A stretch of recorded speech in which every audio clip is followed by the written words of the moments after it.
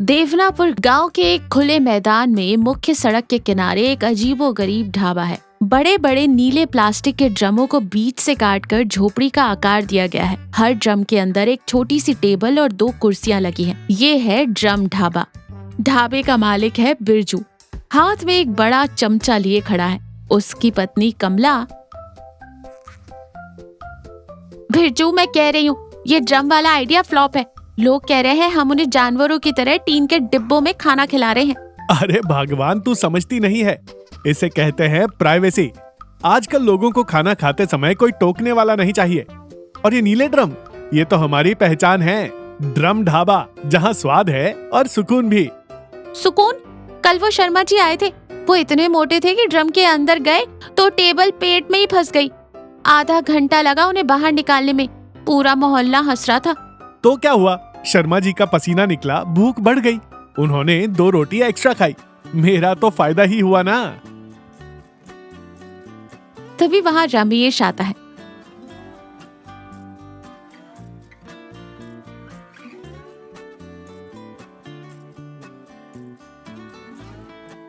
और बिरजू, क्या हाल है तेरे इस कबाड़ खाने के? मैं तो कहता हूँ इन ड्रमों में पानी भरकर खेती कर ले। ढाबा चलाना तेरे बस की बात नहीं है। अरे रमेश भाई, आइए आइए, बैठिए ना एक ड्रम में। आज कमला ने दाल मखनी बनाई है, उंगलियां चाटते रह जाएंगे। मैं और तेरे इस नीले डिब्बे में बैठूं? मेरी इज्जत है गांव में। मुझे क्या कोई नीले ड्रम में छुपकर दाल पीनी है? इज्जत तो तब बचेगी जब जेब में पैसे होंगे। रमेश भाई, सुना है कल परचून की दुकान पर 5 रुपए के लिए बहस कर रहे थे। वो तो मेरे पास छुट्टे नहीं थे। खैर, मुझे क्या, चलाओ अपना ड्रम ढाबा। फिर मुंह बनाकर चला जाता है। दोपहर का समय कुछ दिनों बाद एक अजनबी आदमी विकास ढाबे पर आता है। वो एक खाली ड्रम के अंदर बैठ जाता है।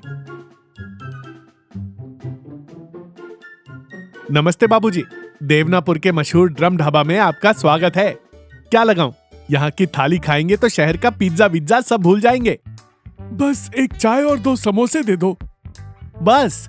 अरे इस प्राइवेट ड्रम में बैठकर सिर्फ चाय? कुछ तो पेट पूजा करिए। नहीं, भूख नहीं है। फिर वो उदास होकर बाहर देखने लगता है। कमला चाय और समोसे लेकर आती है और बिरजू को इशारे से पास बुलाती है। ये आदमी कुछ परेशान लग रहा है। कल से गांव में भटक रहा है, किसी से कोई बात भी नहीं कर रहा। मुझे भी ऐसा लग रहा है। इसके चेहरे पर 12 बजे हुए हैं, जैसे इसकी भैंस पानी में नहीं सीधे समंदर में चली गई हो। बिरजू विकास के पास जाता है। क्या बात है बाबूजी, चाय में चीनी कम है क्या? या समोसे में आलू की जगह पत्थर निकल आया? नहीं, सब ठीक है। बस कुछ पुरानी यादें ताजा हो गई इस गांव में आकर। अरे तो बांटिए ना। मेरे इस ड्रम की एक और खासियत है, यहाँ कही गई बात बाहर नहीं जाती। एकदम साउंड प्रूफ है। मैं इसी गांव का हूँ बिरजू भाई। 10 साल पहले कुछ गलतफहमियों की वजह से अपने पिता से झगड़ा करके शहर चला गया था। सोचता था बड़ा आदमी बनकर लौटूंगा, उन्हें गलत साबित करूंगा। तो बन गए बड़े आदमी। पैसे तो बहुत कमा लिए, लेकिन आज जब वापस आया तो पता चला कि वो अब इस दुनिया में नहीं रहे। जिस घर में वो रहते थे वो भी बिक चुका है। अब समझ नहीं आ रहा ये पैसे किस काम के। विकास की आंखें भर आती हैं। कमला जो पीछे खड़ी सब सुन रही थी आगे आती है। बेटा, गलती तो तुमने की थी। पैसे कमाने के चक्कर में बाप को ही पीछे छोड़ दिया, लेकिन अब पछताने से क्या होगा। अरे कमला, तू तो जले पर नमक छिड़क रही है। देखो विकास बाबू, जो हो गया सो हो गया। अब तुम्हारे पिताजी तो वापस नहीं आ सकते, लेकिन उनकी यादें तो यही है ना। हाँ, लेकिन मैं उन यादों का क्या करूं? मुझे तो अब इस गांव में कोई जानता भी नहीं। शाम का समय। बिरजू विकास को लेकर गांव के पुराने चौपाल पर आता है। वहां कुछ बुजुर्ग बैठे। देखो विकास बाबू, ये वो जगह है जहां तुम्हारे पिताजी हर शाम बैठते थे। यहाँ बैठकर वो गांव भर की पंचायत करते थे। हाँ, मुझे याद है। मैं उन्हें यहाँ से घर बुलाने आता था। तभी वहां रमेश आता है। अरे बिरजू, आज ढाबा बंद करके यहाँ क्या कर रहा है? और ये शहरी बाबू कौन है? कहीं तेरा ढाबा खरीदने तो नहीं आया? अरे नहीं रमेश भाई, ये विकास है, मास्टर दीनानाथ जी के बेटे। क्या? दीनानाथ जी का बेटा? अरे तू तो वही है ना जो घर से भाग गया था। दीनानाथ जी तेरे जाने के बाद कितने बीमार रहने लगे थे। उन्होंने तो खाना पीना भी छोड़ दिया था। विकास ये सुनकर और भी दुखी हो जाता है। रमेश भाई, आपकी जुबान में कोई ब्रेक है या सीधे क्लच दबाकर बोलते हैं? आदमी पहले ही परेशान है। मैंने क्या गलत कहा? जो सच है वही तो बोला। रात का समय, ढाबा बंद होने वाला है। बिरजू और कमला बर्तन समेट रहे हैं। विकास वहीं एक ड्रम में बैठा है। बिरजू, मुझे इस लड़के पर दया आ रही है।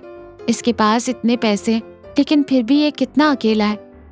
हाँ, पैसे से पेट तो भर सकता है, लेकिन दिल नहीं भर सकता। कमला, मुझे एक तरकीब सूझी है। इसके पास पैसे हैं, हमारे पास एक मौका है। इसे कुछ ऐसा करने को कहना चाहिए जिससे इसे शांति मिले और इसके पिताजी का नाम भी हो। बिरजू विकास के पास जाता है। विकास बाबू, मैं एक बात कहूं, अगर बुरा ना माने तो? कहिए बिरजू भाई।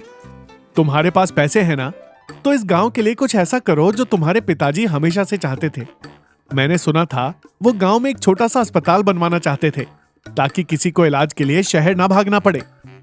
विकास की आंखों में चमक आ जाती है। क्या सच में? लेकिन क्या गांव वाले मुझे अपनाएंगे? मैं तो एक भगोड़ा हूँ। बेटा, गांव वाले बहुत सीधे होते हैं। वो दिल देखते हैं, पैसे नहीं। अगर तुम सच्चे मन से कुछ करोगे तो वो तुम्हें गले लगा लेंगे। और वैसे भी वो जो रमेश है ना, उसे भी मुफ्त की दवाइयाँ मिलेंगी, तो वो सबसे पहले तुम्हारी जय जयकार करेगा। 1 महीने बाद दोपहर का समय, ढाबा अब भी वैसा ही है, लेकिन अब एक बड़े नीले ड्रम के ऊपर एक नया बोर्ड लगा है, दीनानाथ क्लिनिक, मुफ्त इलाज। विकास एक डॉक्टर के साथ वहां खड़ा है। रमेश एक छोटी सी शीशी लेकर बाहर आता है।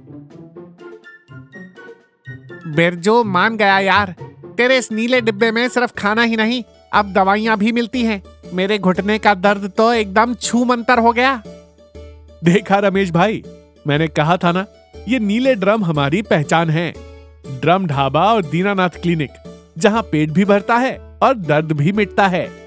अरे रमेश भैया, अब तो आप इन नीले ड्रमों को देखकर नाक नहीं सिकोड़ेंगे ना? अब तो मैं रोज आऊंगा, बस चाय में चीनी थोड़ी कम रखा कर कमला। विकास बिरजू के पास आता है।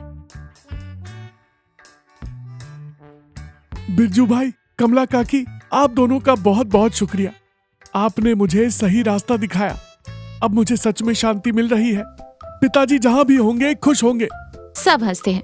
देखा, पैसों से हम भौतिक सुख तो खरीद सकते हैं, लेकिन सच्ची शांति और संतुष्टि दूसरों की भलाई करने में ही मिलती है। गलतियों को सुधारने का मौका हमेशा होता है, बस नेक नियत और सही मार्गदर्शन की आवश्यकता होती है।